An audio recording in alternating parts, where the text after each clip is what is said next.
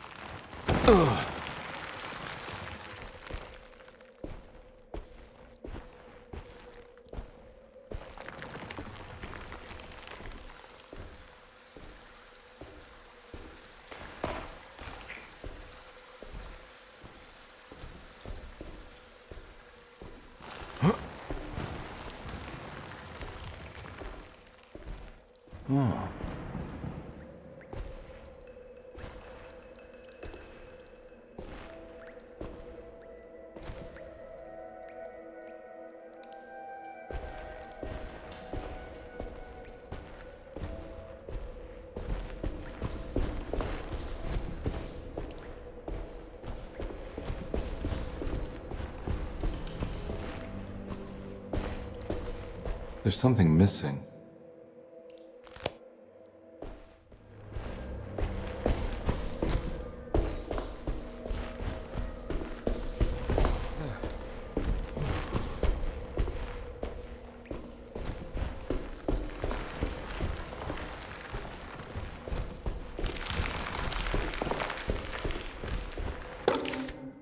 The great library was endless, beautiful, and terrible.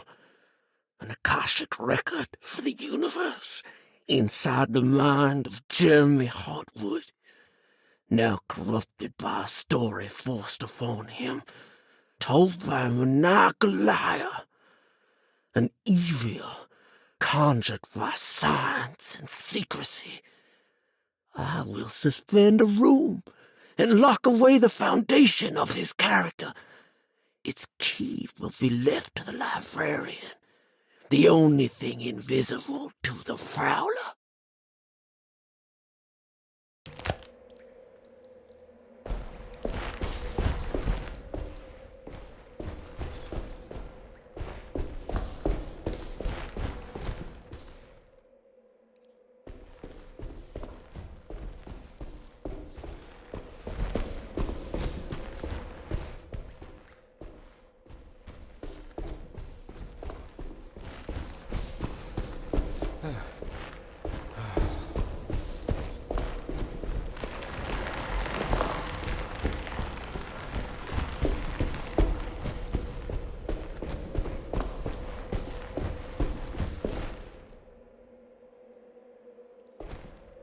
There's something missing.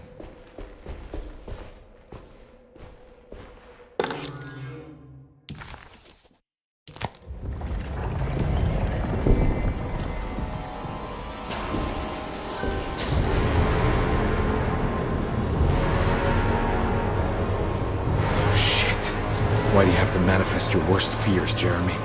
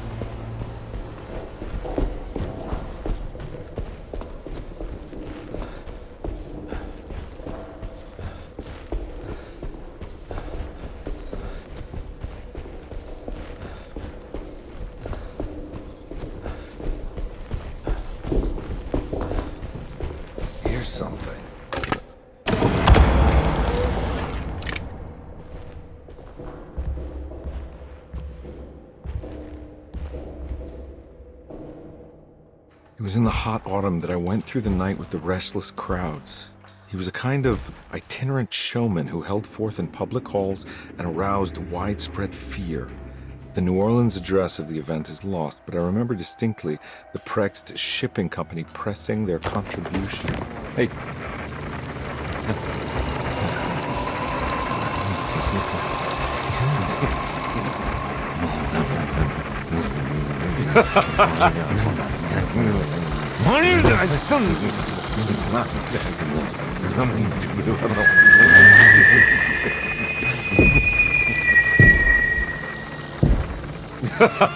Detective! What?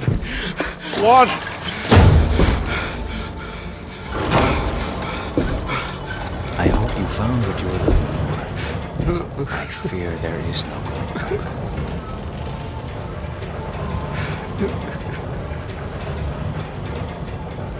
I was so close. There must be something I can work with. Come on, Carnby, think. Think! The shipping company. Prext. Right. Good luck, detective.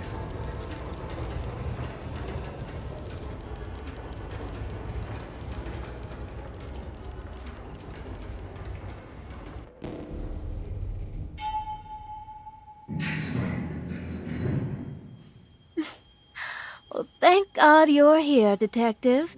Sitting all alone in a place like this? I'd never live it down if the papers got wind of it. Hey. Ruth, right? Oh, don't pretend you don't know. I'm sure you have a whole file on me by now, Detective. I suppose we weren't formally introduced. I'm Ruth Talon. Miss Ruth Talon, in case you're wondering. Edward Carnby. Enchanté.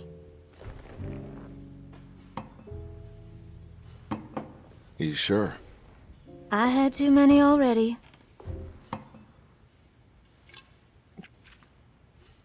Nice. It's good. I know. I have great taste, Detective. I heard you're trying to break Jeremy's promise to the Dark Man. Yeah. Do you know anything about that kind of stuff? No, but it makes you wonder.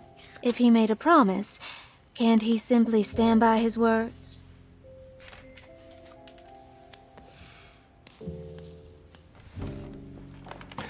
Look, I'm just trying to get Jeremy out of a bad deal, so he'll come back with us to New Orleans. Well, if all fails. What are you doing? It's a sign of submission to the Dark Man. I saw it in a dream once. What?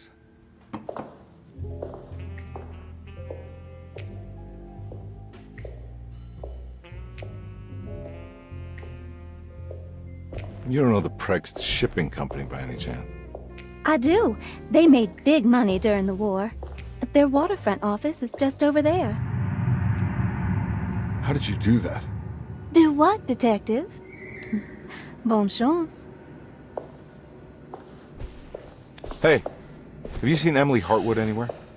Are you trying to make me jealous, Detective? No, I haven't seen your doll anywhere.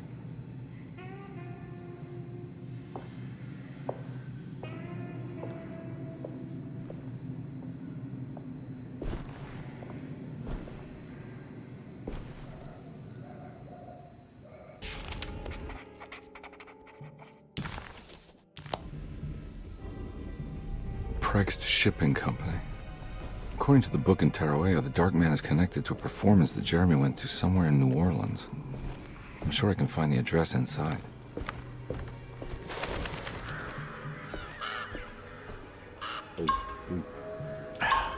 It's locked from the other side.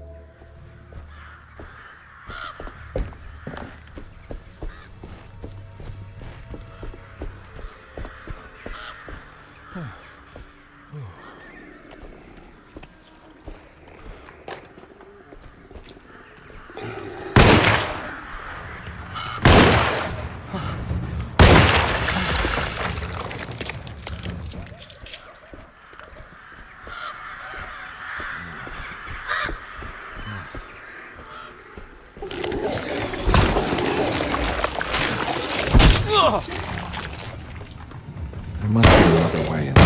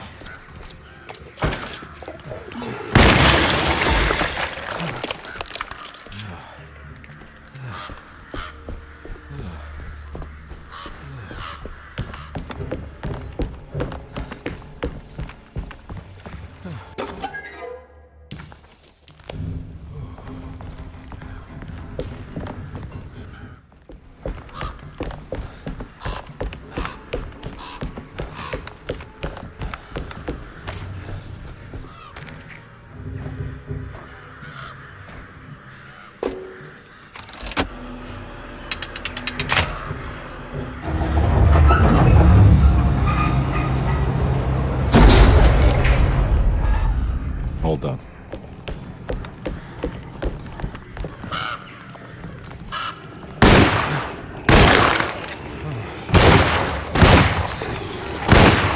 Yeah.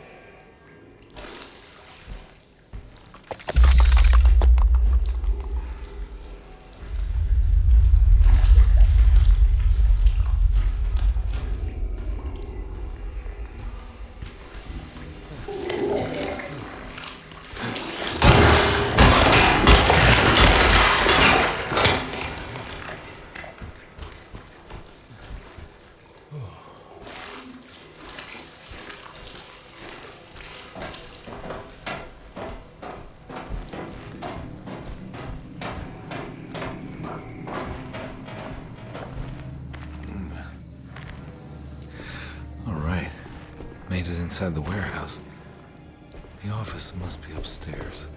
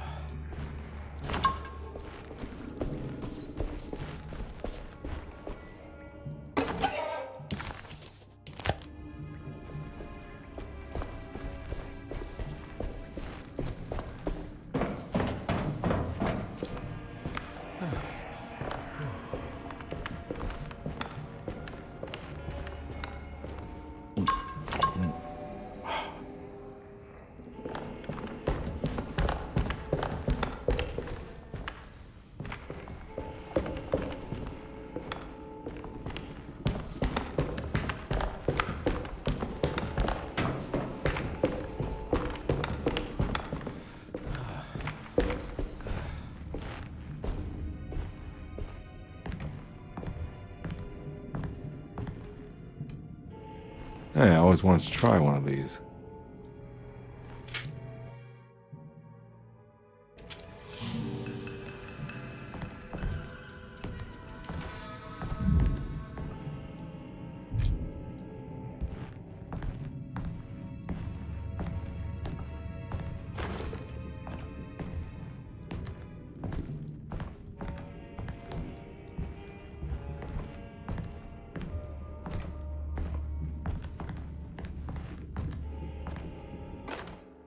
Our ship was raided while in dock.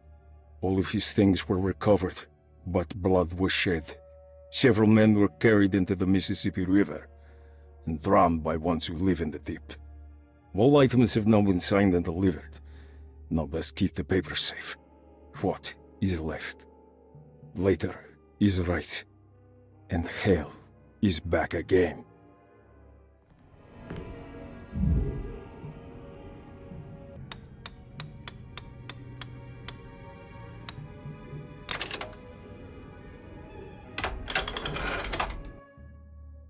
Gotta go manifesto. September 19th, 1892. Breck Shipping Company delivered 4 steamer trunks, 1 Egyptian sarcophagus, and a large wooden crate belonging to the showman called the Black Pharaoh, performing at 18th Street.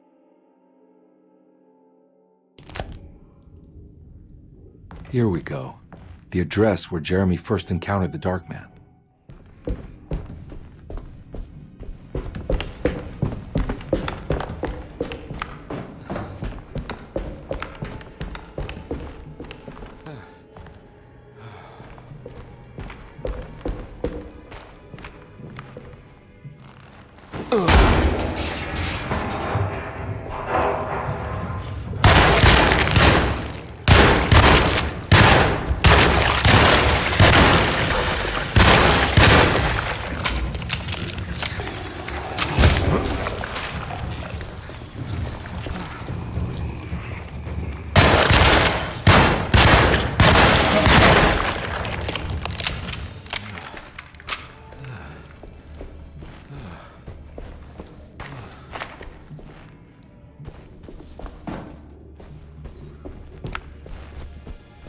Looks like the fog cleared up.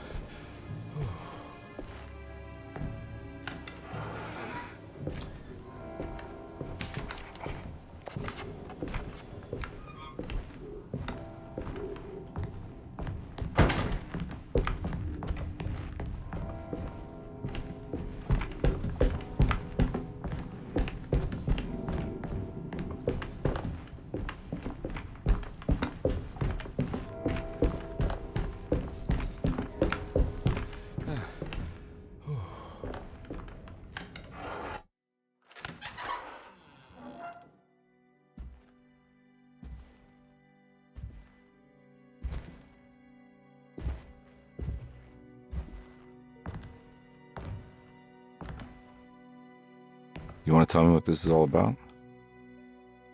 Welcome, Detective, to the greatest show this side of the Mississippi. Hotep, the Black Pharaoh, the ancient magician who lived 1,000 lives and wore 1,000 masks.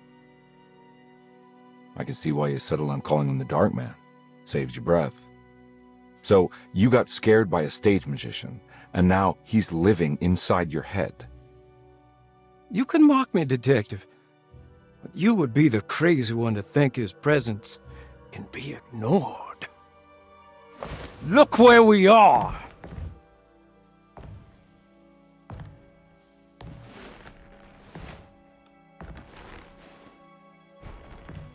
We didn't get to finish our last conversation, did we? You were about to tell me how to break the contract with the Dark Man. No, we can't. If we turn him loose on the world, so many innocent would die. But there is a way to break out of the deal. There is. He offered me a way out. Steps to take. What are they? You'll never find them. They're forever entombed in his sunken desert temple. Jeremy, I'm not your enemy. Tell me where to go. How do I find the temple? No, we can't. I have to make this sacrifice. God damn it, Jeremy. I'm gonna save you. Don't worry.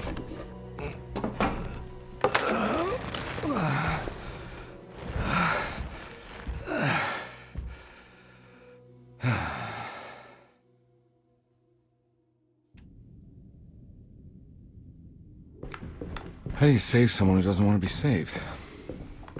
Well, he's gonna get saved no matter what. I just need to find the temple somehow.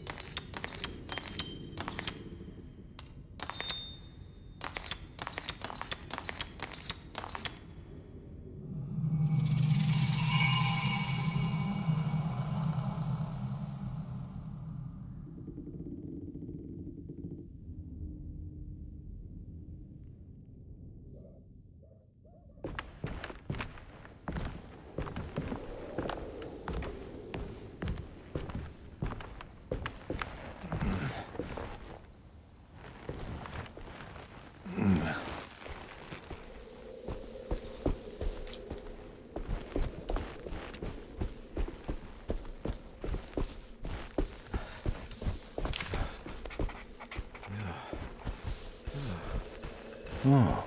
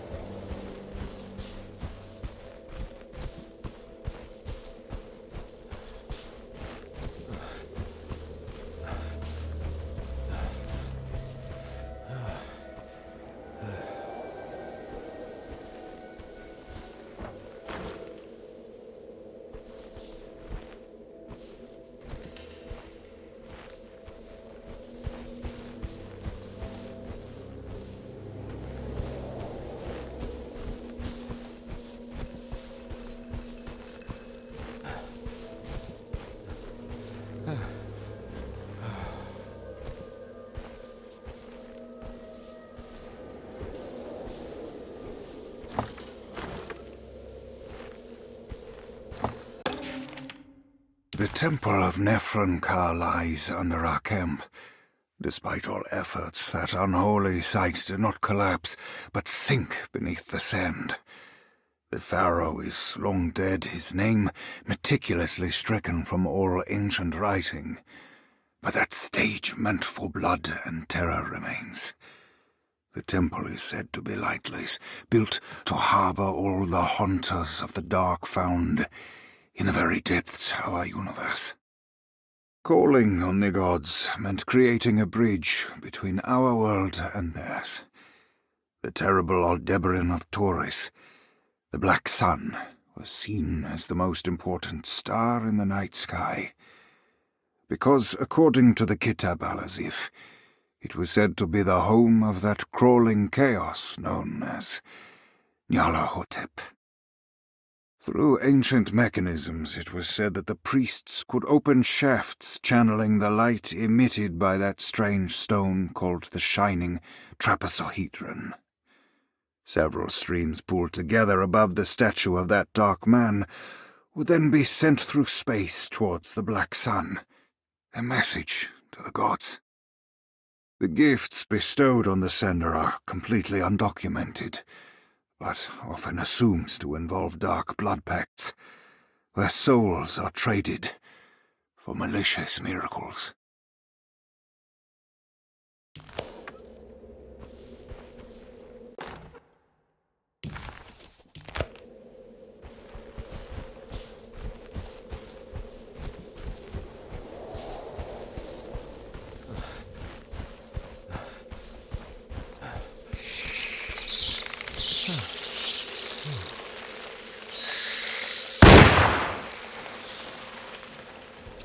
A sunken desert temple. I better get down there.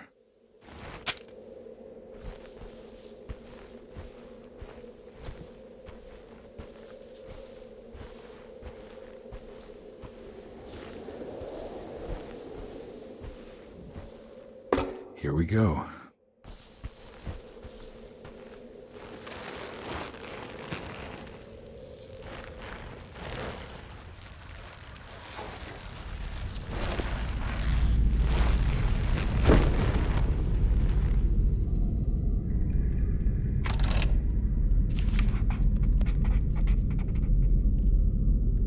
It's the star constellation from one of Jeremy's books.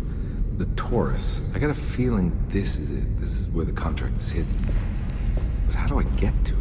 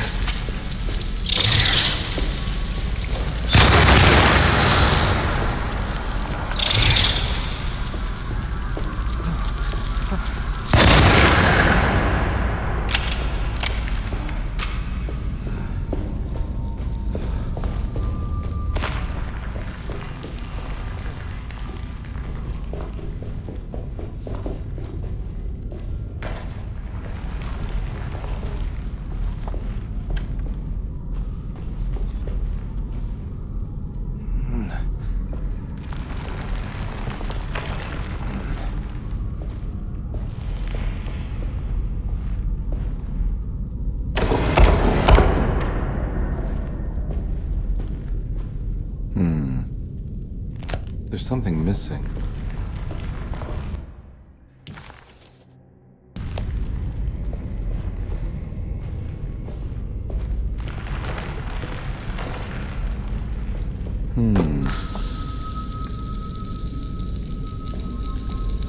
This one looks operational. It'll work.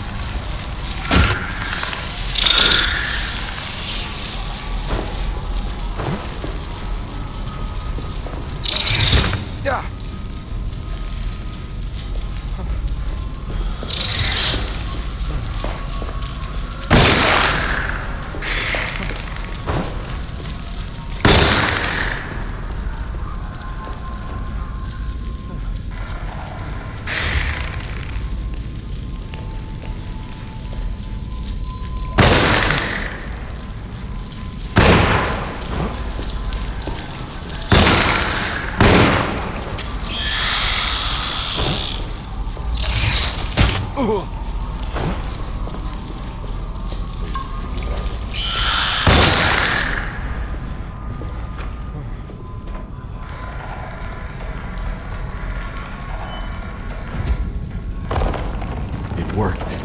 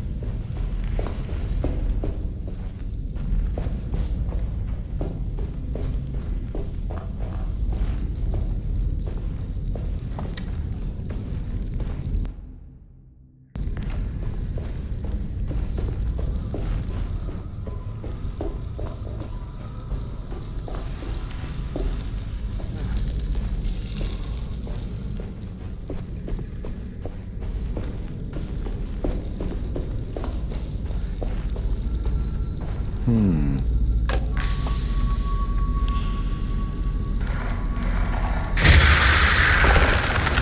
worked.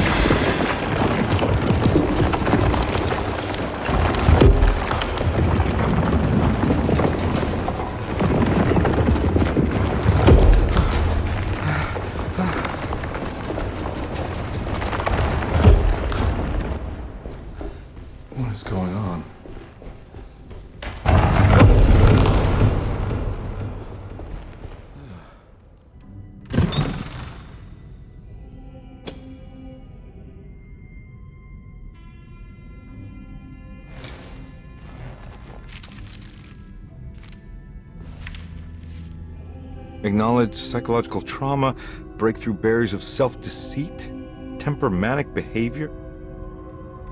These are the Dark Man's terms. The contract. Huh?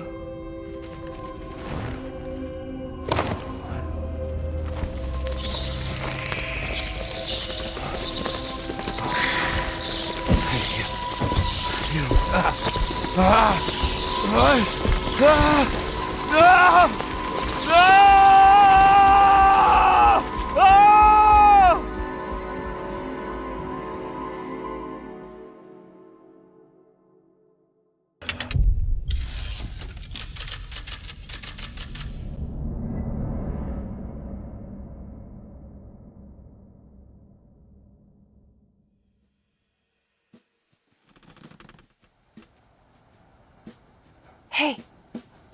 Hey, detective?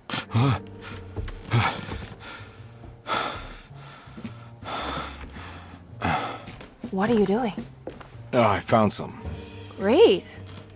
Was it alcohol? God, no, I just got the wind knocked out of me. I think I know how to break the contract with the Dark Man. What exactly does that mean? Everything going back to normal. All right. I found some more information on Derceto and the patients. There are some seriously strange things going on here. I'm pretty sure 2 of the patients are dead and maybe even the clerk. Oh, yeah. I kind of just gave up on worrying about that. Well, just keep your eyes open, I suppose. What were you doing again? Jeremy made a pact with the Dark Man to keep all the madness locked inside Derceto. All right. I'm gonna break it. I just have to... Where is it? Where's the talisman? It's around your neck? Ah! I worry, Detective. Don't, I'm fine. I worry that you're not much help on this case. At least you're a good distraction. Trust me. You're getting your money's worth. At this rate, I'm an absolute bargain.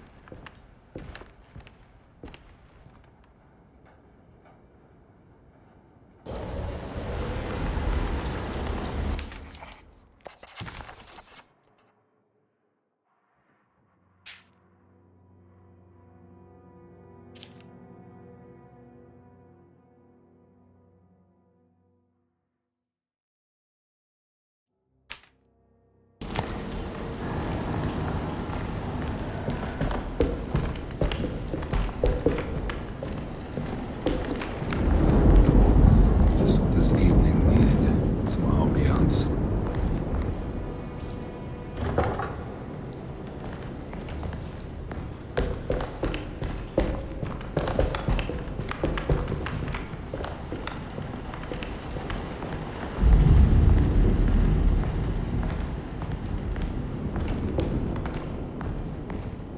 I need the key.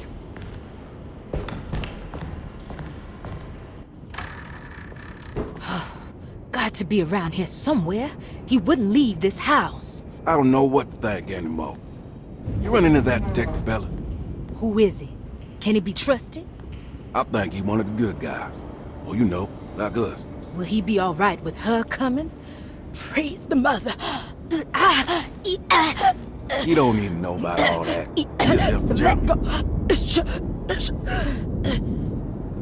Just calm down. It ain't time yet. God, it hurts. As far as I can tell, Detective Comby seems to be solving problems, not causing them. Just be ready in case he starts anything.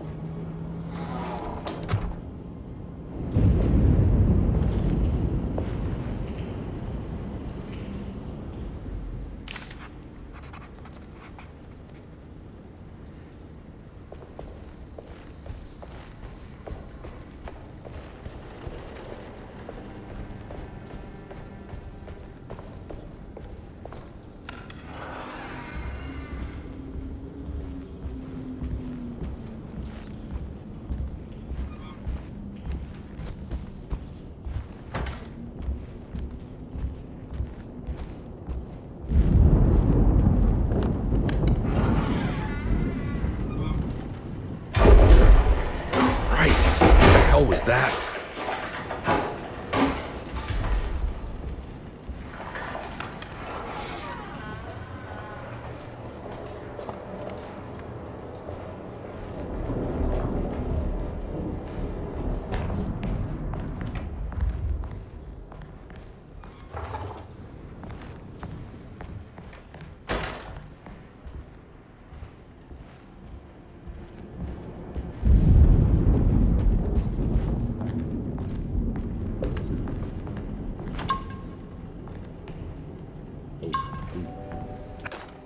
We must have faith that Jeremy's pact with the Dark Man is a bluff. If we are lucky, our visitors will find him and prove it's all nonsense before night falls. What is true is our attempt to call on her. Too many things have happened for this evening to be in vain. Think of Jack and Cassandra, even Perosi, whose circumstances I can't understand. Grace is our goat without horns. She knows it and will play the role. You must talk to your brother, Baptiste. I worry that he will fail us.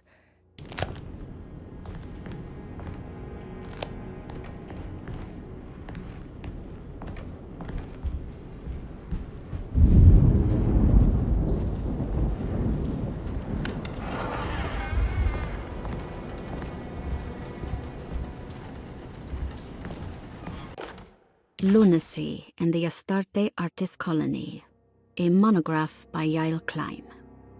In early 1909, the old Derceto plantation outside of New Orleans was turned into an artist's colony.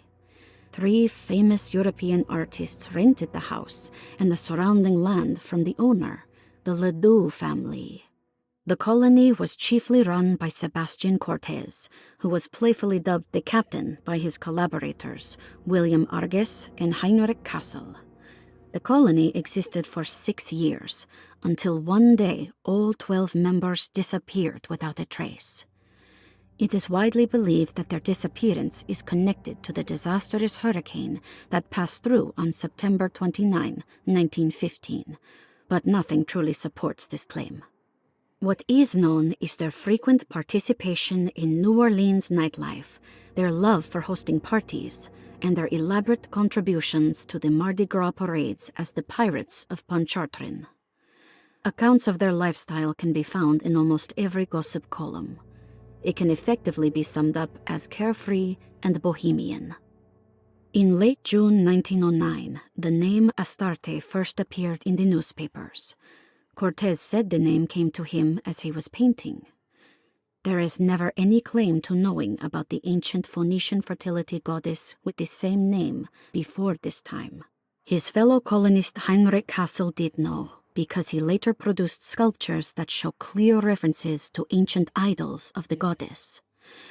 It's impossible to know for sure how this name suddenly made an appearance, but it is interesting because of Derseto's history.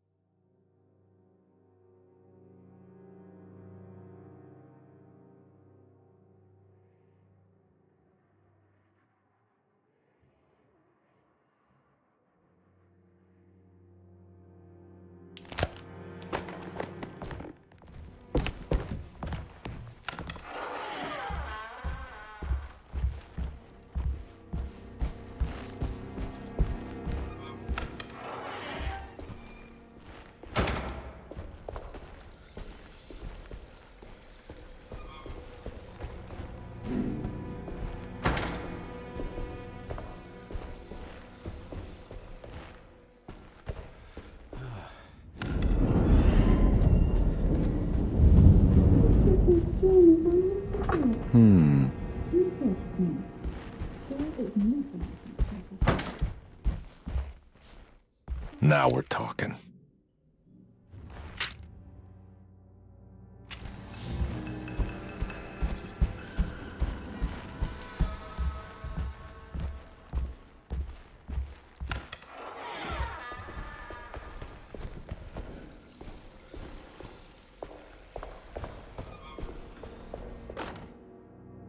Mrs. Thompson, I understand the last week has been busy. Under these circumstances, I find it important to remind you that Derseto's concerns are not a public matter, nor is it something that should upset you. Please continue your excellent work, and don't spend a thought on the death of Perosi, or, more importantly, the suicide of Cassandra Beauregard. They should mean nothing to you or the staff. I rely on your loyalty, and trust that your close kinship with the Tabois siblings will keep Derseto's secrets hidden. Dr. Gray.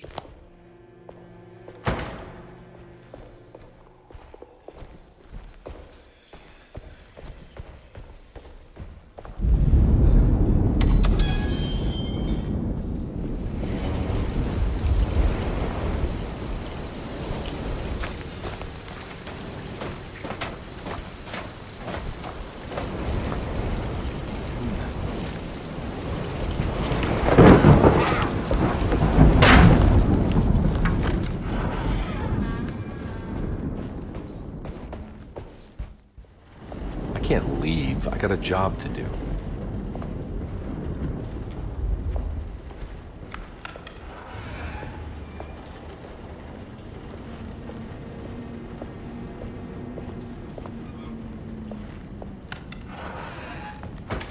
There must be a spare key to Dr. Gray's office in here somewhere.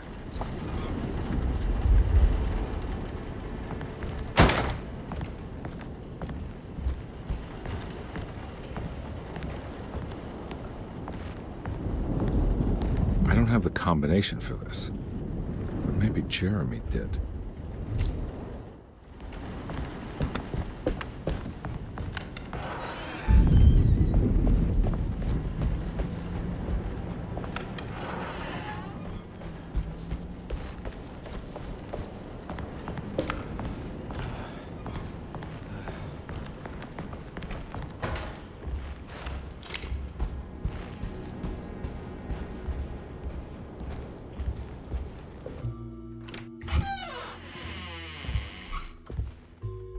Detective Conby, good to see you again.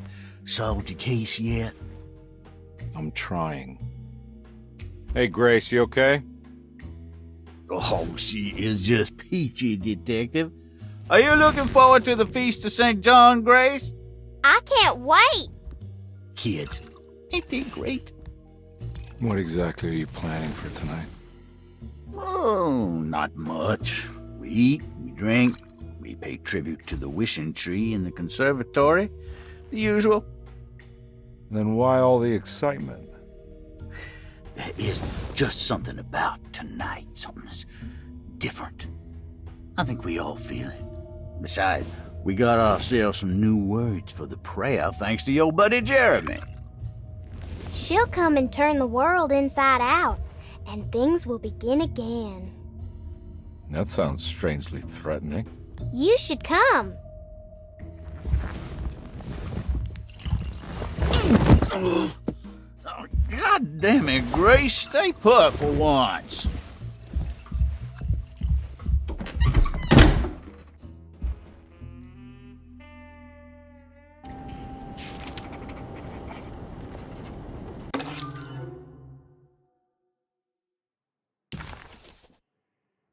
Better hold on to these.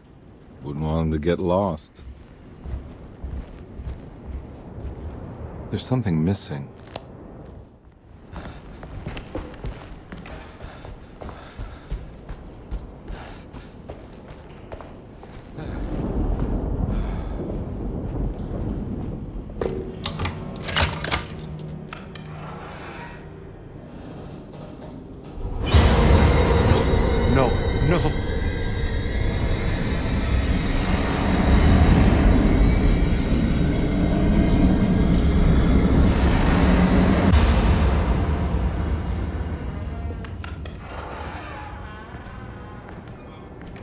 Surprisingly neat. Maybe I've been selling that old barfly short. Looks like McCarthy has something hidden inside. Sometimes I think this place makes me worse. That Derceto might be my grave. A coffin made of ostentatious architecture. A Taj Mahal for the drunken depressed. There's something about Derceto. Something about Dr. Gray. Like we all pretend that we're here to get better, when in fact we are here to be forgotten.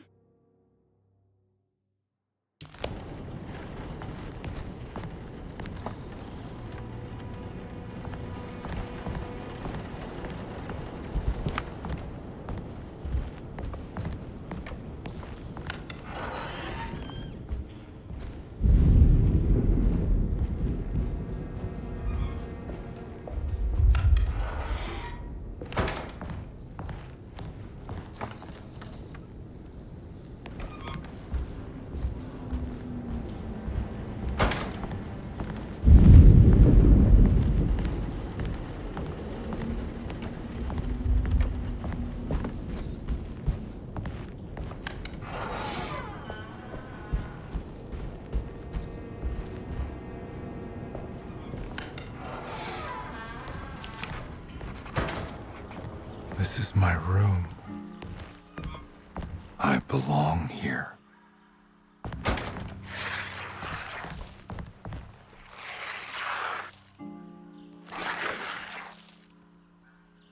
I know that number. Where's that from? I did this. I wrote that. I know the combination. I carry it with me.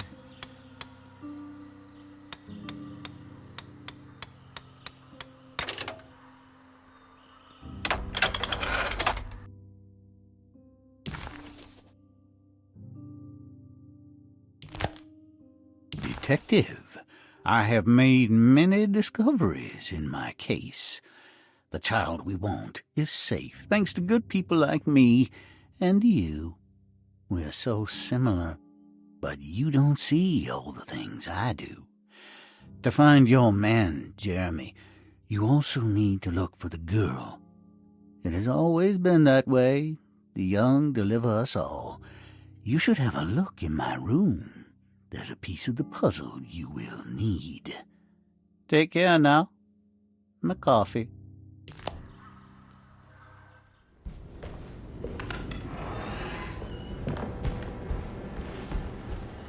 Looks like McCarthy has something hidden inside.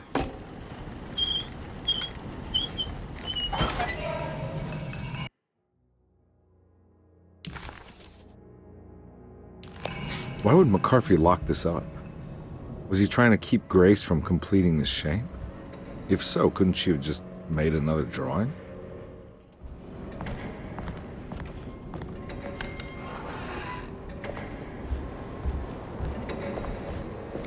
What the hell happened in here?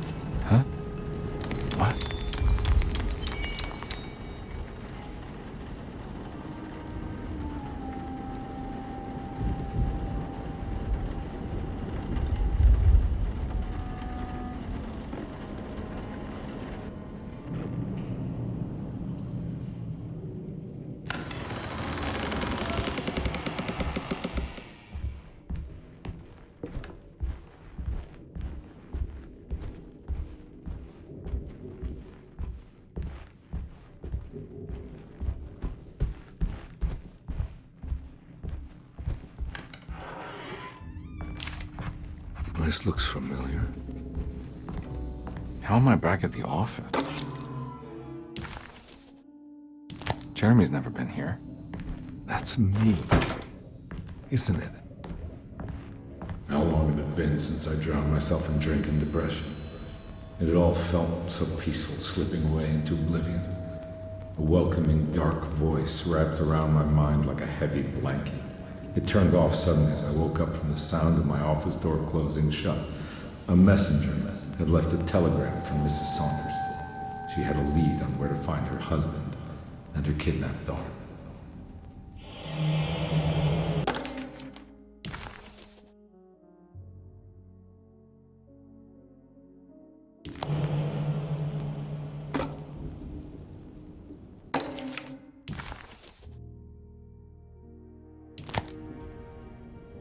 God, I used to drink so much back then. When was this exactly? What case was I working?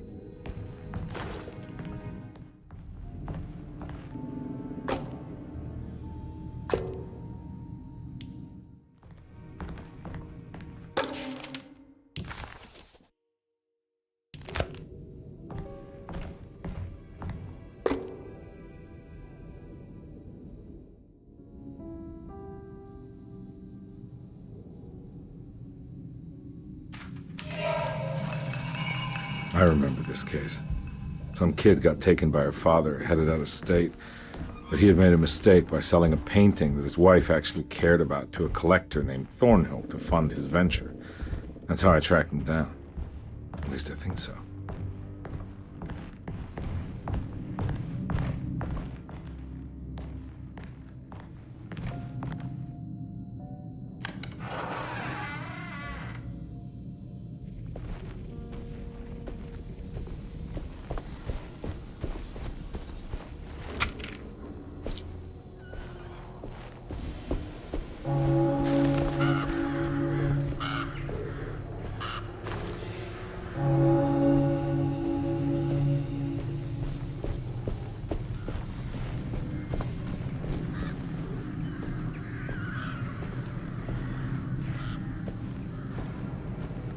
Thornhill wasn't a bad man, but he had principles keeping him from handing out information about his deals. So it needed some convincing.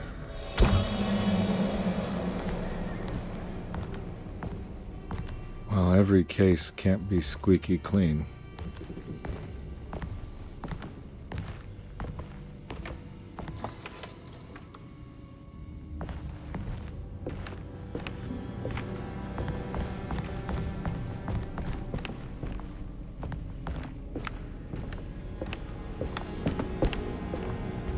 Mr. Saunders had sold a valuable painting to Thornhill, hoping the money would carry him to wherever he was going. The painting, now leaning on an easel in Thornhill's bedroom, had a certain mesmerizing gloom that seemed to call out to me, telling me I was needed for something important. I felt myself falling into the painting, only being brought back by Thornhill, thrusting an address to a Hotel St. George into my hand, and asking me to get the hell out.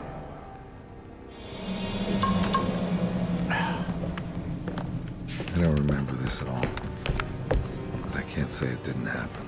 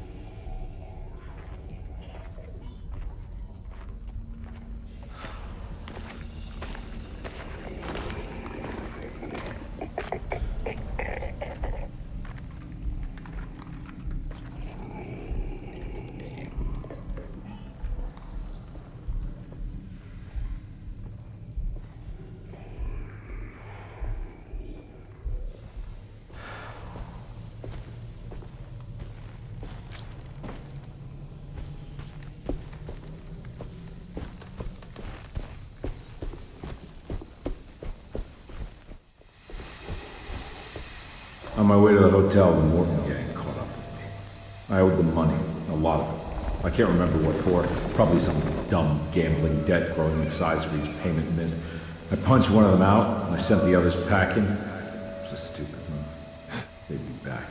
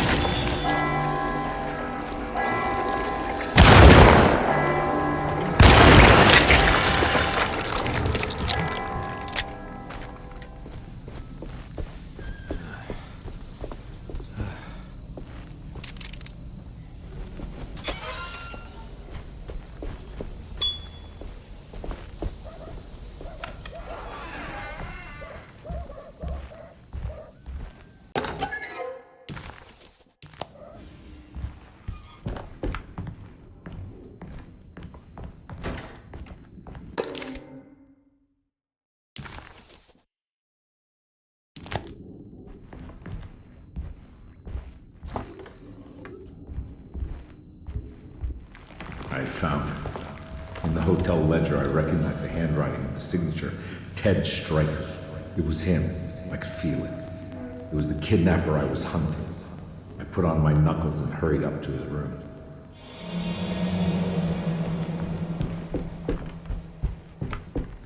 Something about that name, Ted Stryker, rings a bell. Feels vaguely familiar.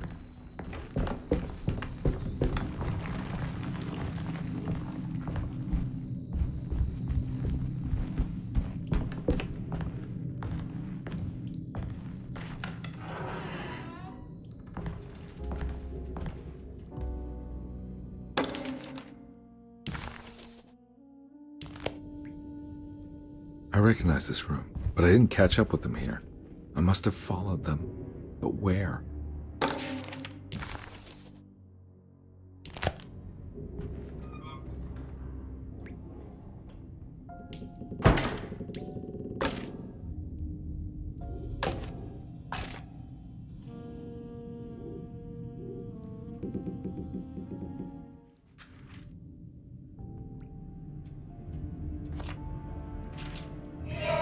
That's right, he was running away, ditching his old life and marriage in New Orleans to find something better in Tallahassee. And he took his daughter with him against the will of the mother. That's why she hired me. But I stopped him. I caught up with him at the Pearl River Bridge.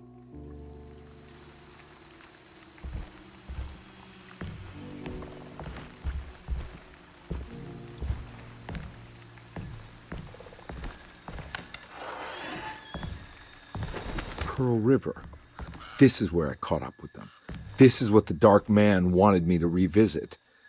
But I'm still not seeing it. What am I forgetting?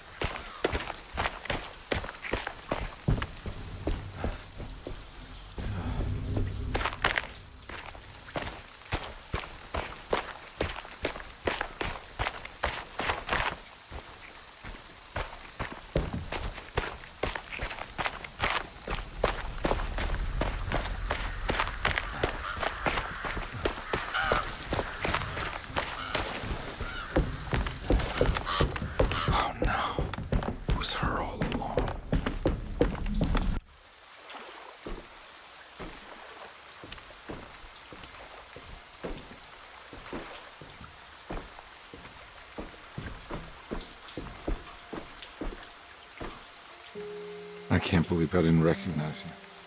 I looked a little different back then, I suppose. Was any of this real? How do you mean? This day, just... so much is happening. I can't... I think I've lost my head.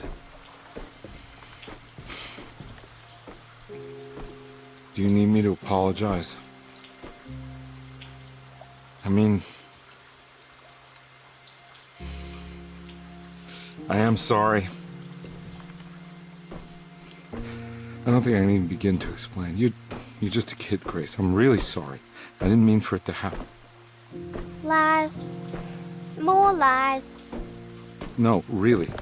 I thought I was being a good guy by handing you over to your mother. I didn't know. I couldn't have known that she wouldn't care about you. I don't know how this works. What is this for? Some form of admission of guilt. Maybe acceptance. It's what the Dark Man wants. I guess we just watched my father die again then. You think he's alive? I know he is. He's down there, scared that he won't be able to get out. That he will drown with his daughter again. What are you saying? We gotta save him! We? Do it yourself. I'm down there with him, remember?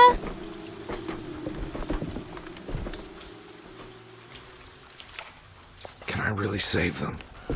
This all happened so long ago. I have to find a way to get down there. I have to see it with my own eyes. There was a boat at the house where I entered. If I can raise the bridge, I should be able to get to the car.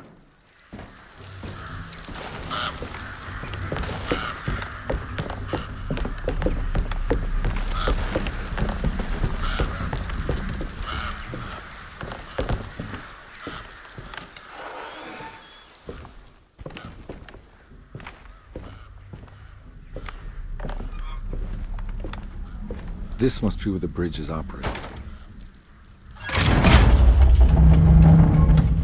Nothing's happening. It's like something's holding it back.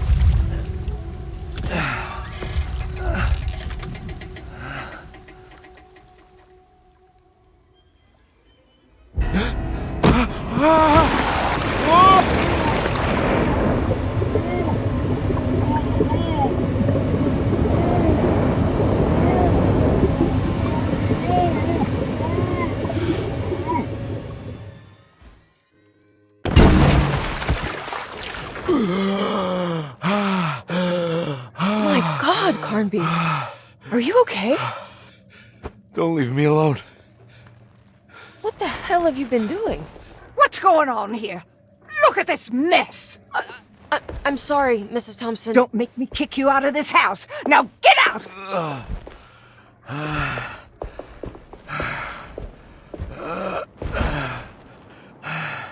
Hey, Detective. Mr. Carnby. I'm really worried about you. I'm okay. I just need to catch my breath for a moment. This place? There are some very disturbed figures around here. And I don't think it's just the patients. I've been reading some things about how Derceto has a deranging effect on people. I think it might explain things. What? Just take it easy, okay? I'm gonna go find a way into Dr. Gray's apartment. I want to know what he's hiding. Emily, don't worry. I think I'm close. I'm gonna set everything right. Just be careful.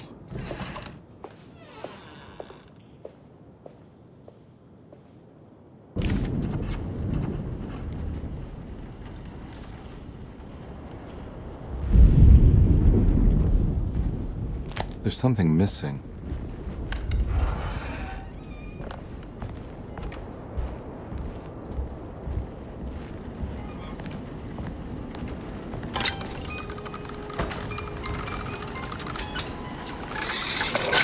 Huh.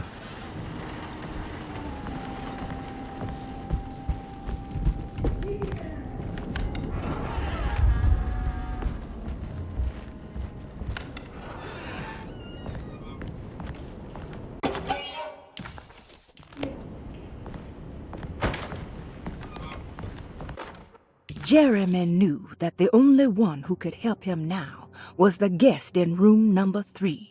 The room seemed to have been empty for so long.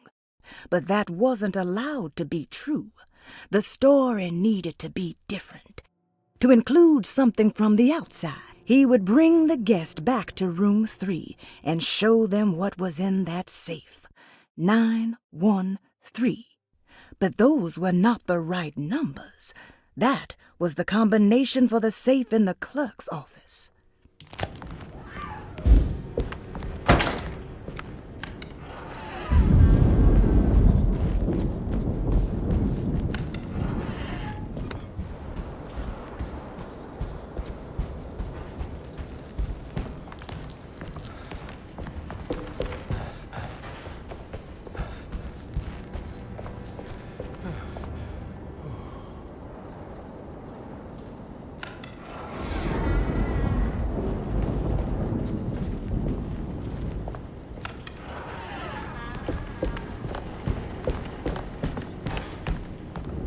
I don't have the combination for this. But maybe Jeremy did.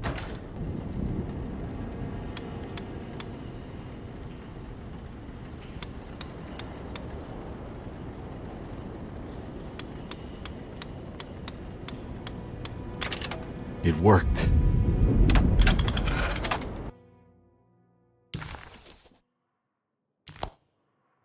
The last guest in the empty room suffered from severe maladaptation. I must write this down, because if I understand the condition sufficiently, it could make me deny this fact at a later date, and there is reason for me to think I may come to suffer the consequences from this dysfunction, as some who came in contact with the guest seemed to adopt a new worldview in which everything was predetermined but broken. Upon accepting this worldview, some memories became unmanageable and later rejected. I do not know what this means. I cannot even remember the fate of the guest. I think they were simply misplaced one day and forgotten. Just like all documents pertaining to this guest, they have all been destroyed, or they never existed in the first place. Who wrote this? There has never been a guest in the empty room.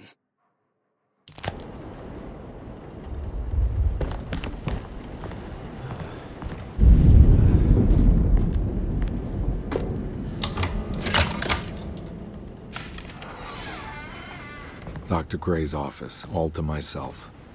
Let's see if we can figure this guy out. I have finished tidying up Miss Beauregard's belongings. I will leave it to you to contact her agent and have them collect her things. I found one of Grace's drawings she might want back, along with this key in her room, which I believe you've been looking for. Mrs. Thompson.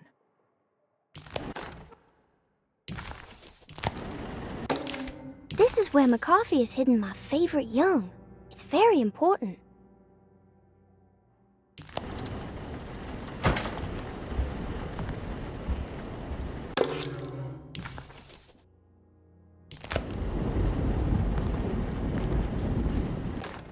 Dearest Dr. Manzetti, I find myself in a losing battle with my patient. As I've disclosed in my previous letter, his delusions have him completely captured. It's bad enough that he is torturing himself with paranoia, but his madness turns out to be quite persuasive to others, effectively laying the ground for mass delusion. I am writing to you in hope that you can give me some guidance. Beyond my ambition to avoid devastating surgery on my patient, I have grown worried about my own defenses. The words of my patient are deranged, yet they often resonate with something primitive within me. I have tried photographing his brain with X-rays. It was surprisingly difficult to get good results. Dark blotches on the plates kept obscuring all details.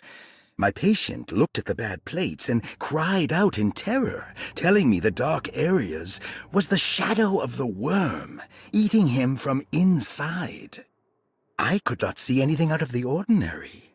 I hope this is a sign that my mind is not as receptive to the madness as I had feared. After further inquiry, my patient described the shadows inside his mind as some kind of chthonic monstrosity that wants to undermine his sanctuary.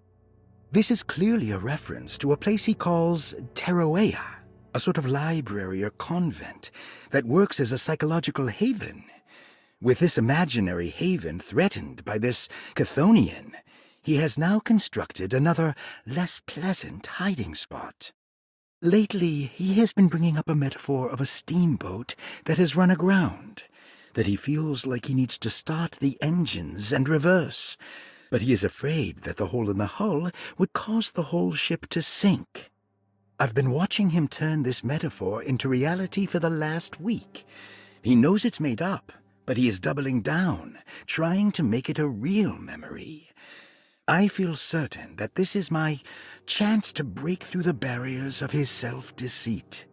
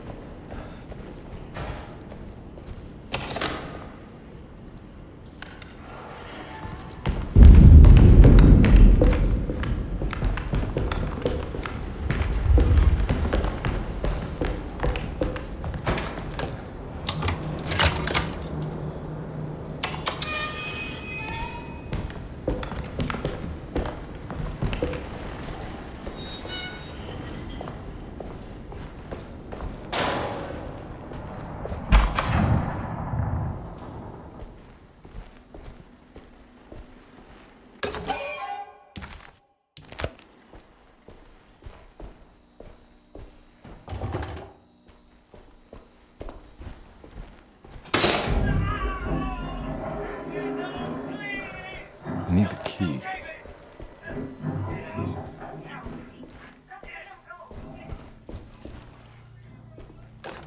Radiography. Patient Jeremy Hartwood.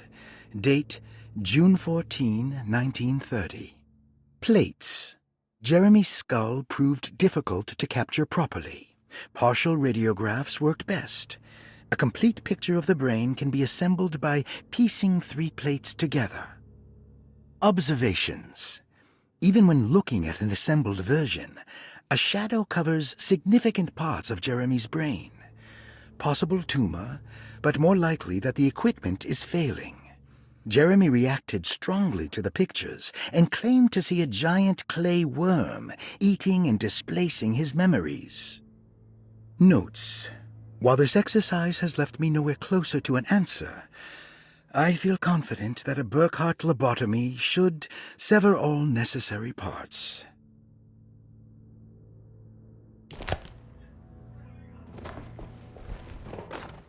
Hypothetical psychosurgery based on the ideas by Burkhardt and the St. Petersburg research could end up saving Jeremy's mind. Severing the connections around the frontal lobe would certainly solve most mental afflictions. The procedure would be brutal in performance, as well as in efficiency. An ice pick pushed through the edge of the eye and into the skull would untether the nerves like Alexander cutting the Gordian knot. As this would likely leave Jeremy in a very different condition, all other paths should first be explored. The medical instrument I would need for this lobotomy is missing, and I should have Waits order a new one.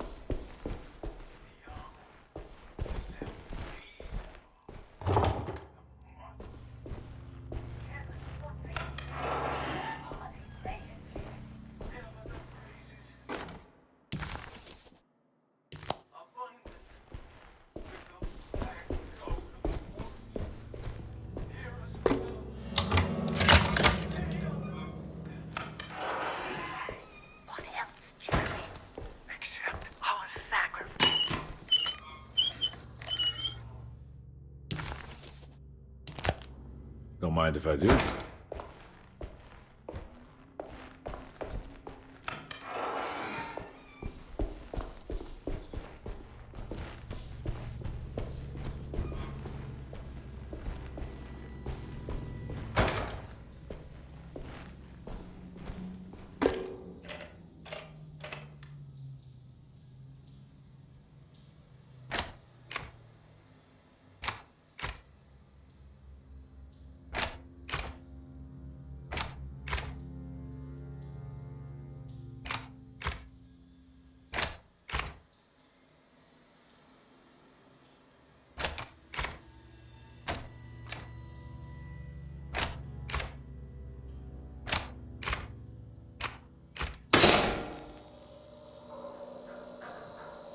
That's better.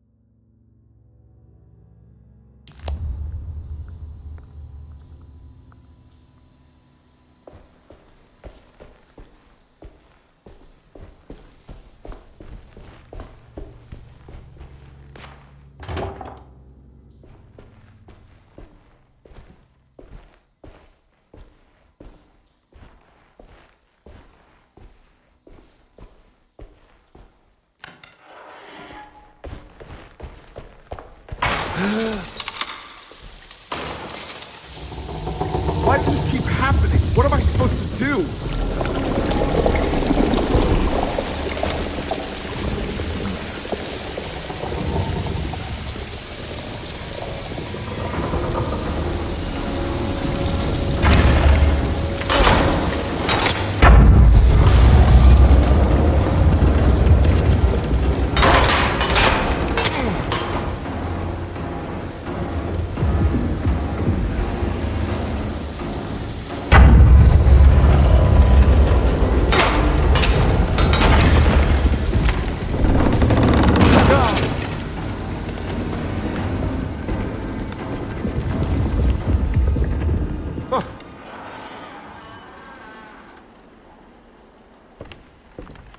And we're back here.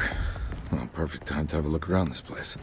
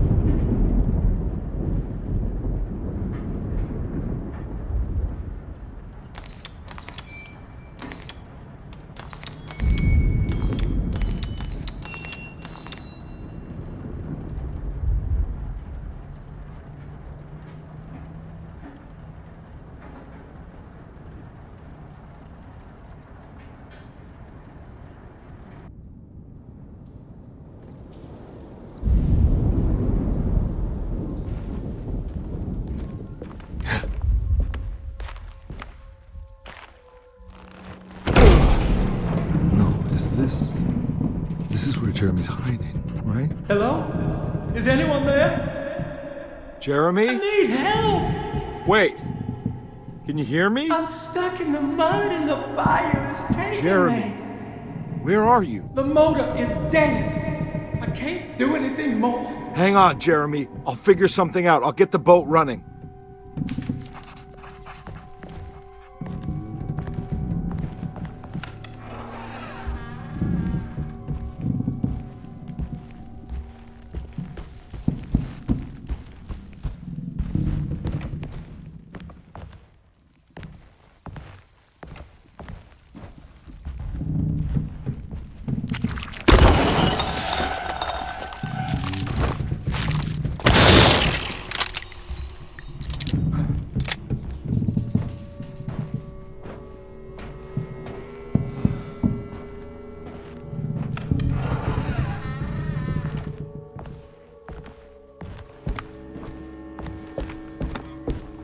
The boat's wedged itself right into the bayou. If I get the motor started, I could try reversing back into the river.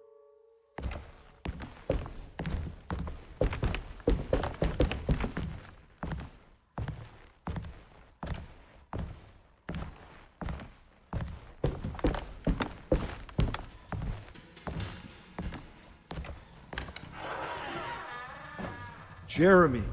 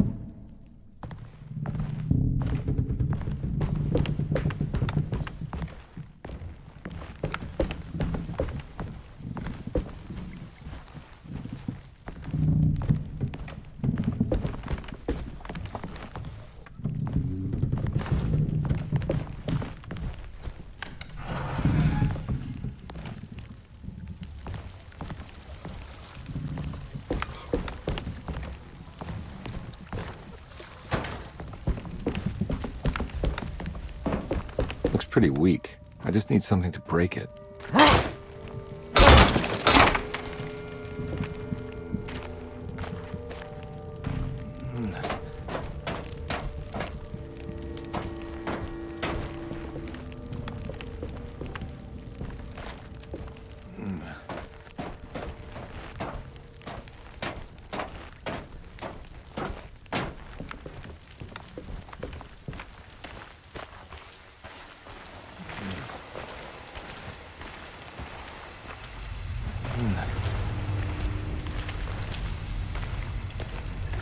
This definitely needs fuel.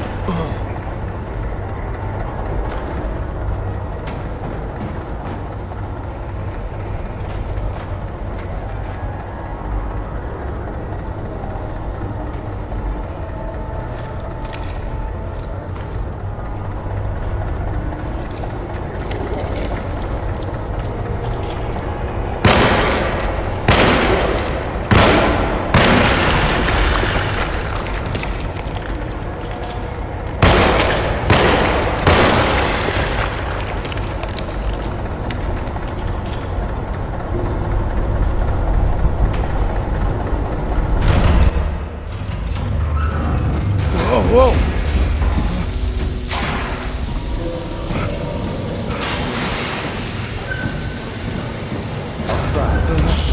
Are you ready to tell me what happened in the alley? I put a rope around my neck, and then I strangled all life from my body. Are you under the impression that you died? Yes. No. I was supposed to die. What does that mean? That you were supposed to die? I'm the catalyst. I had to die to make the story happen. What story? What are you referring to, Jeremy? 30 years ago, Frederic needed me to die. You're not making any sense, Jeremy. Come on. Find your focus.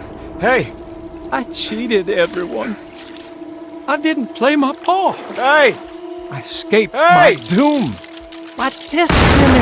Again, find your focus. Hey, I'm right here. What the hell is going on? Now everything is wrong. Nothing is in play. I'm right here! Calm down, Mr. Conby. What do you want? Were you not talking to Jeremy right now? I haven't seen Jeremy all day. Are you all right, Detective? No. Actually, I don't think so. Well, maybe. I'm gonna go look for Jeremy. Good. Let me know if you find him.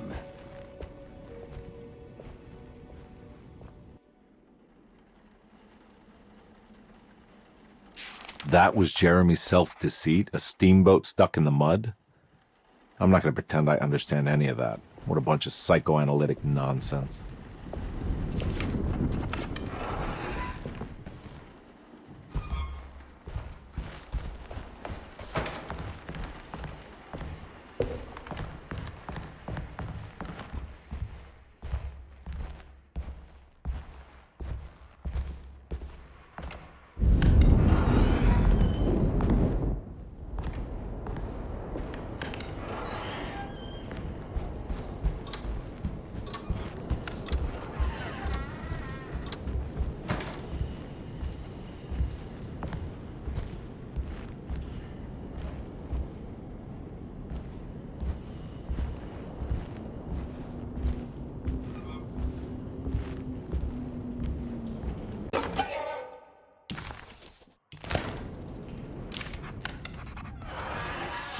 Detective, am I glad to see you. Lock the door, will you? I don't think Dr. Gray would appreciate us snooping around. What's going on here? This feels so strange.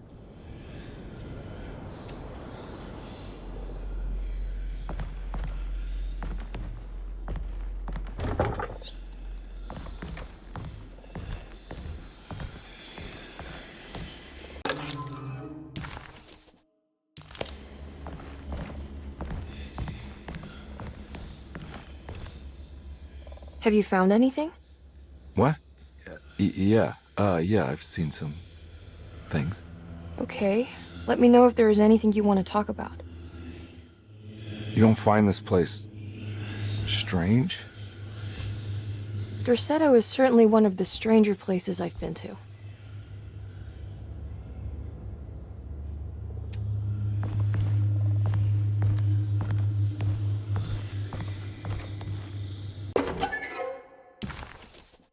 Okay. There's a book missing.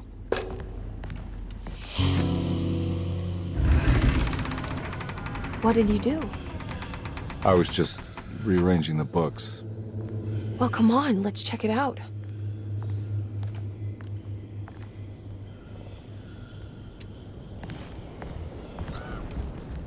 I think I'm beginning to understand. Dr. Gray is dealing with some kind of mass delusion.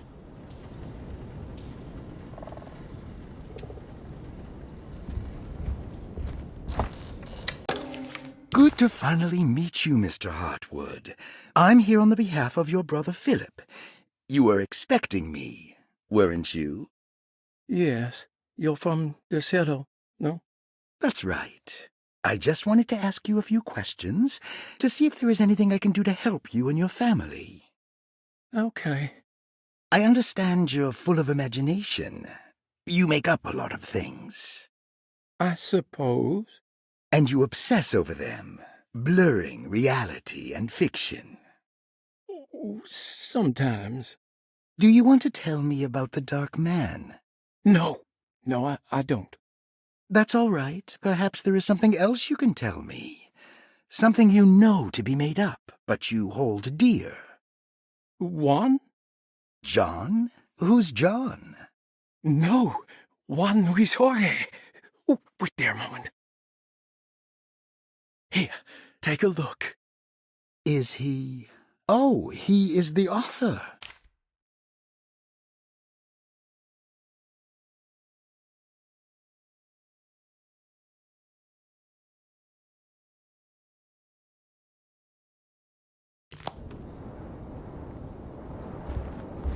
That mark on the floor looks like talisman positions, but from which direction should I look at it?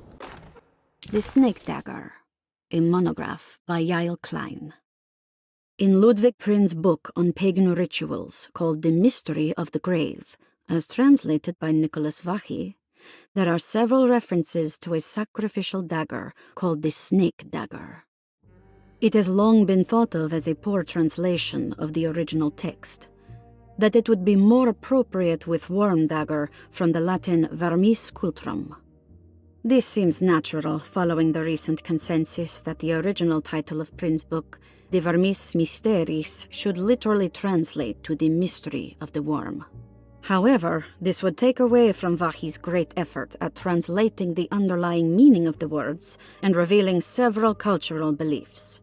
While Prin certainly was using the term worm as a symbol or synecdoche for death and the dead, which is made clear by the contents of the book, in the case of the dagger, we shouldn't be too hasty to dismiss his translation. Reading through Vachy's correspondence with his patron, it appears that he had more than just the Latin text at his disposal. Vachy had dug up Prin's living relatives and uncovered several cross-referenced historical texts and an actual snake dagger.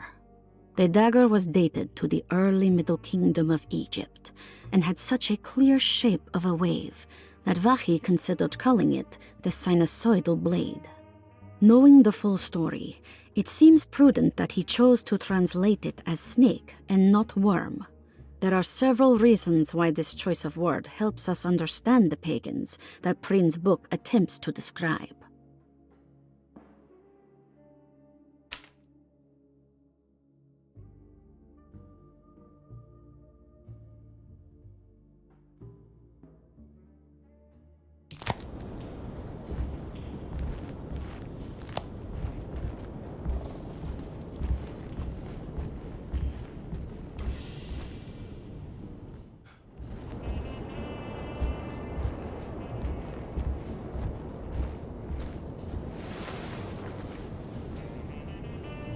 Huh.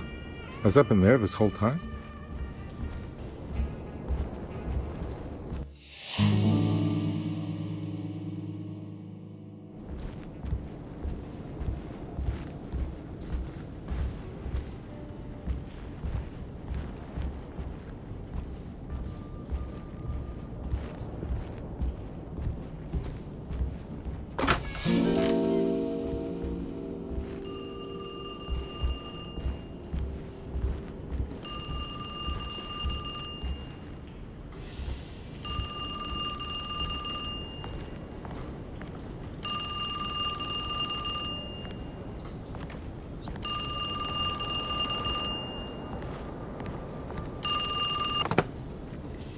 Hello? Detective Convy? Who is this? Jeremy? Jeremy is with the Dark Man. You can't save him. Well, I've done everything he wanted so far, and there's just one more thing on the list. I expect him to keep his promise and return Jeremy unharmed. Get out, Detective, while you still can.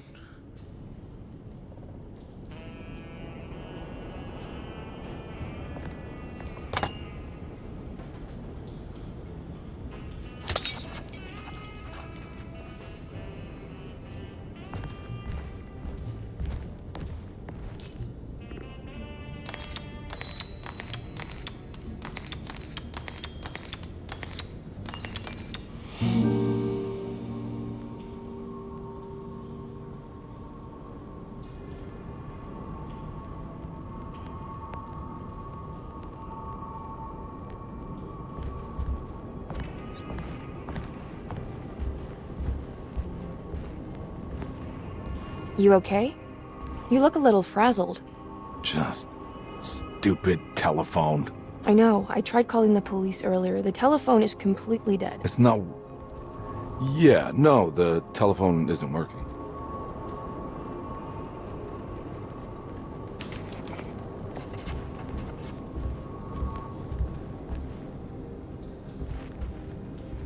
Miss Hartwood, I think you're gonna want to see this. Is there something in the closet? Yeah, there is. You don't see the very obvious gate leading to whatever Jeremy's madness is serving up next? I don't understand. Are you making some kind of fashion metaphor? I'm sorry, I don't have time for this. Can you just tell me what you're doing? You don't see this! It's fine. It's fine. Catch you later. Are you going inside the closet? Yeah. You got a problem with that? No. Do what you think is right, Detective. Sorry, I didn't mean to. Goodbye, Miss Hartwood.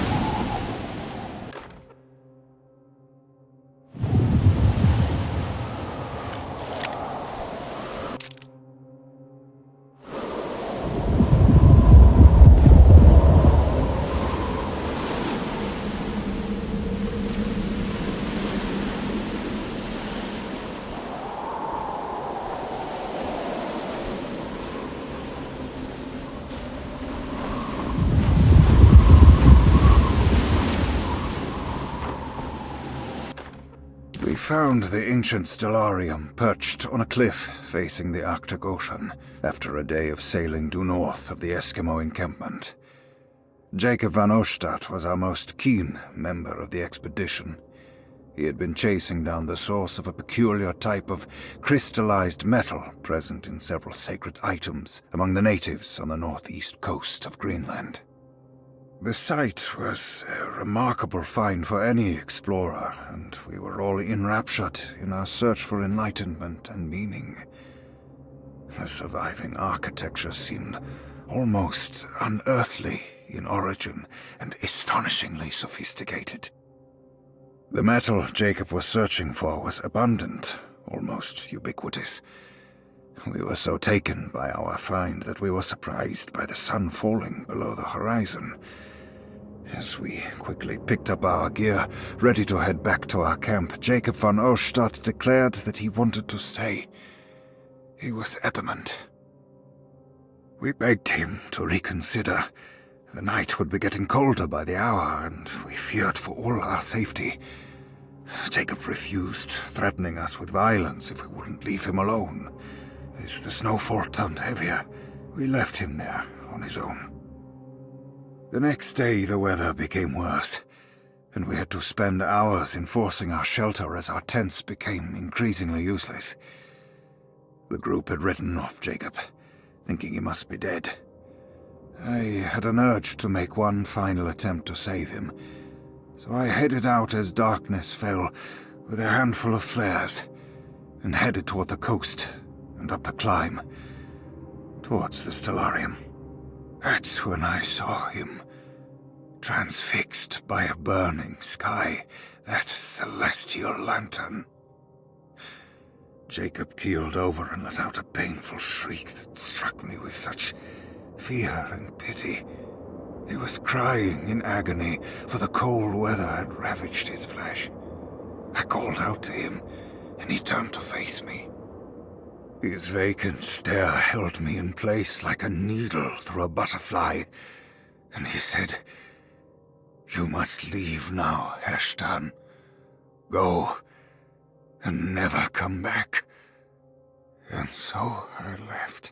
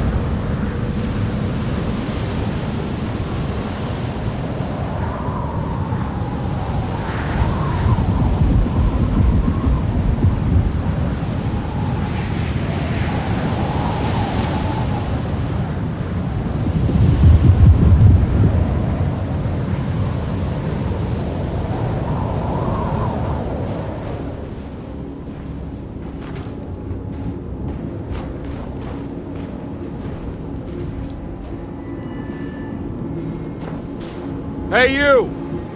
What are you doing here? What is this place? Turn back, detective. You're not wanted here. Whoa, take it easy. I'm not your enemy. Oh, you're wrong, detective. You're wrong.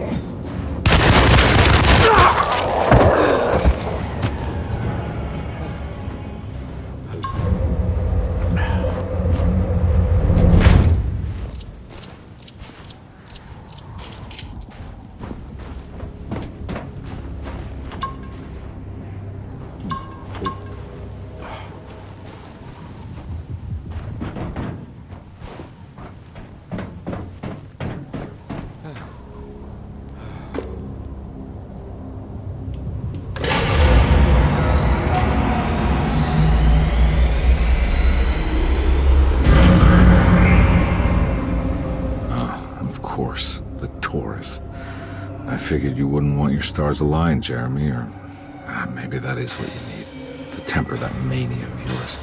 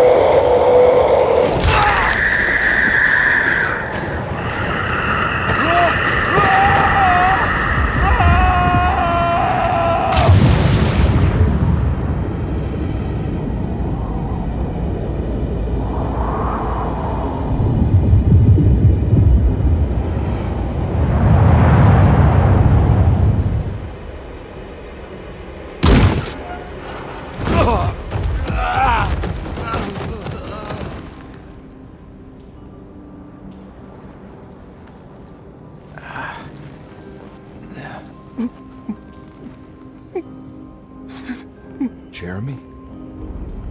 I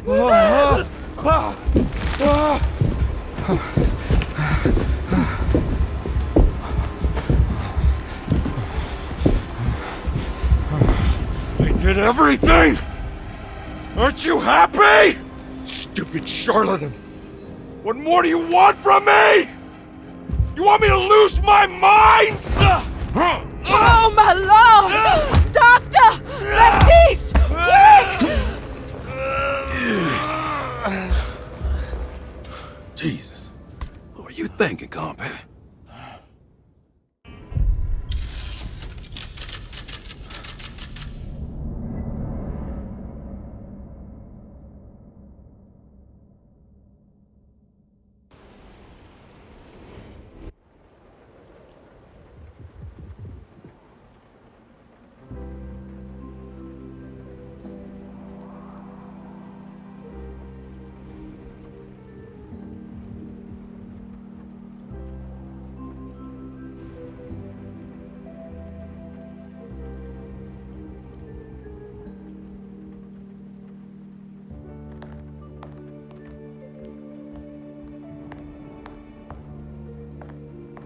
You awake?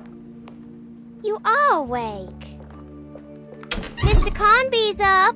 Hey, buddy! I thought you'd be knocked out for the rest of the night. Come on out and join us, will you? I'll save you some gumbo. Good to have you back. You gave us all a good scare. What happened? You had a psychological breakdown.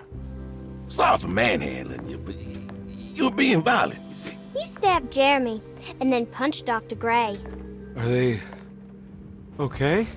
Jeremy's a little strange, but everything's back to normal. Really? All thanks to you, compadre. You want to try standing up?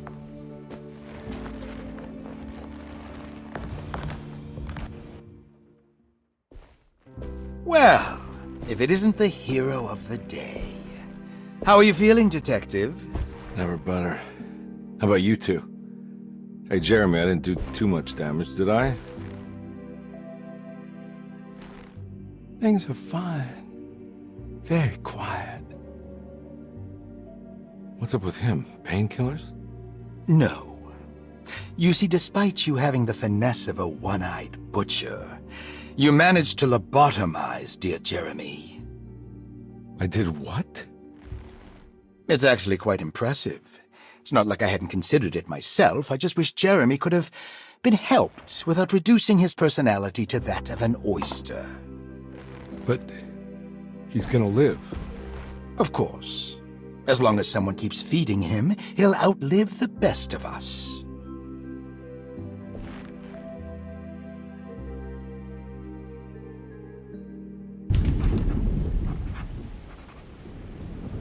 Does Emily know about Jeremy's condition? Yes. She seems to be handling it quite well under the circumstances.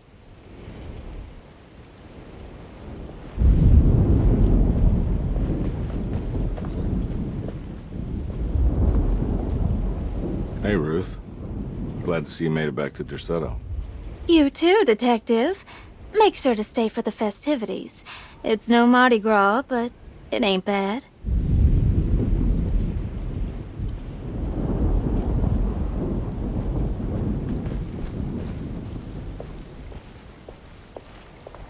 Good to see you back on your feet, Detective.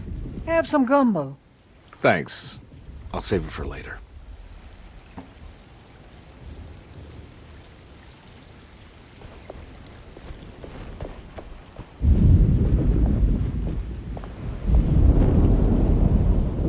What are you looking for? Just keeping an eye out for the storm. Radio says it could be a wild one.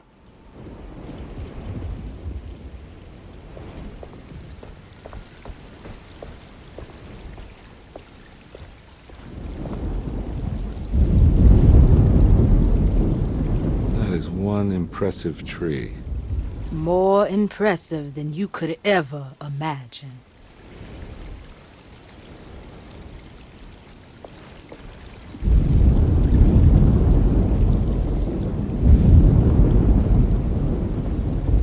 All right, tell me, what the hell's about to happen here?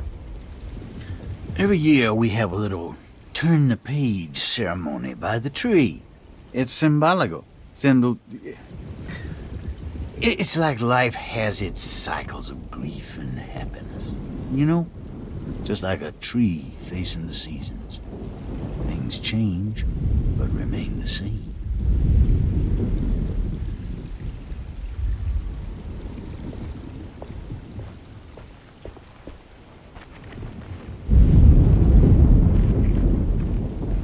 Hey, kid. What are you up to? Preparing for the ceremony. I don't want to disappoint Mother.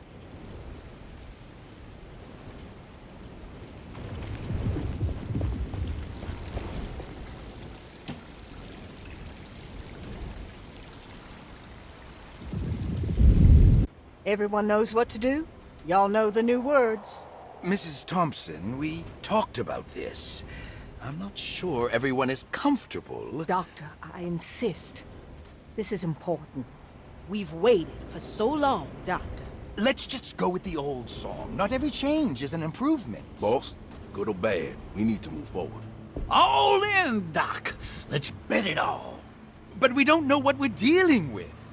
It'll be okay, Doctor. Better even.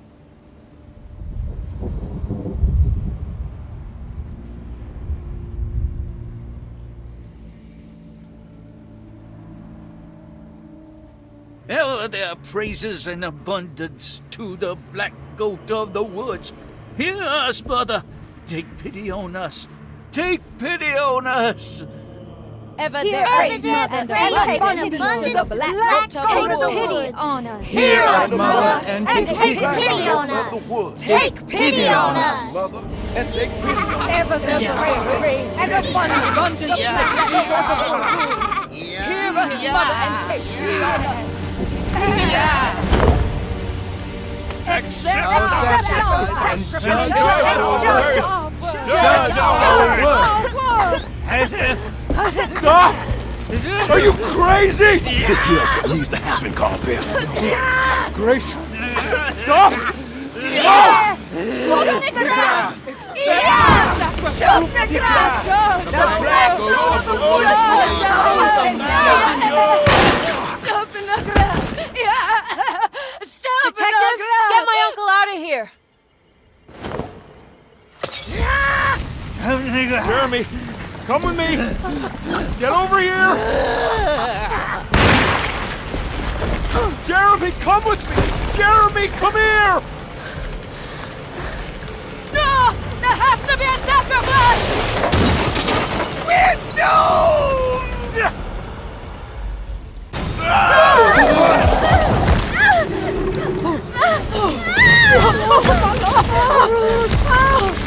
Jeremy! Come on.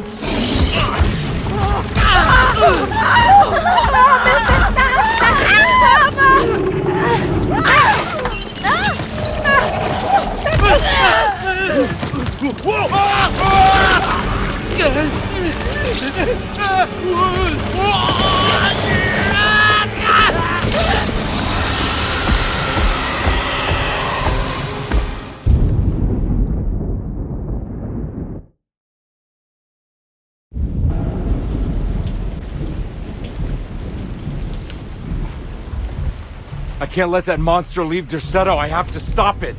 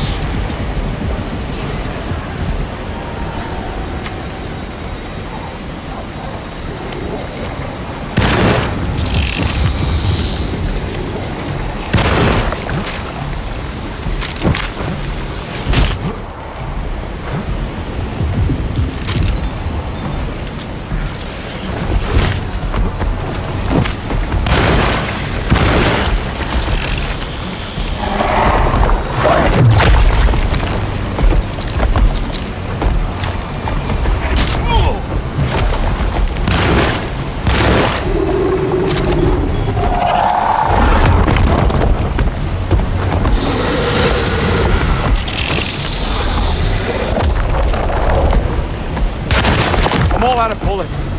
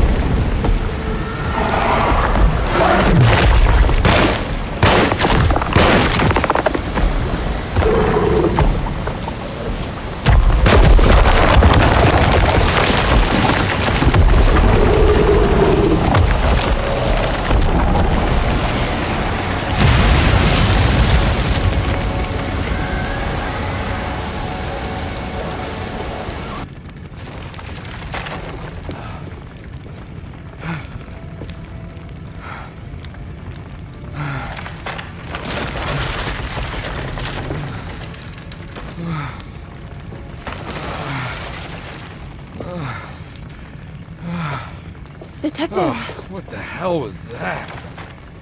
I tried to tell you. There was so much evidence.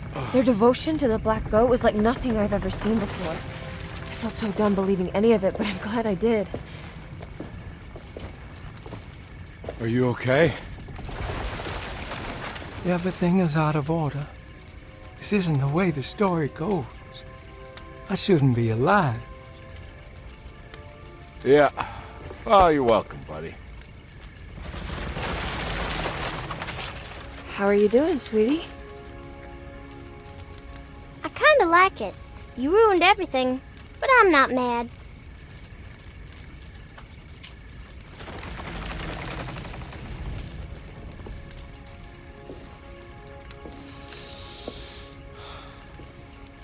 All right, you ready to head back to New Orleans? Come on, Jeremy. We're leaving. Can I come? I thought you said you didn't need saving. Don't leave her. She's important.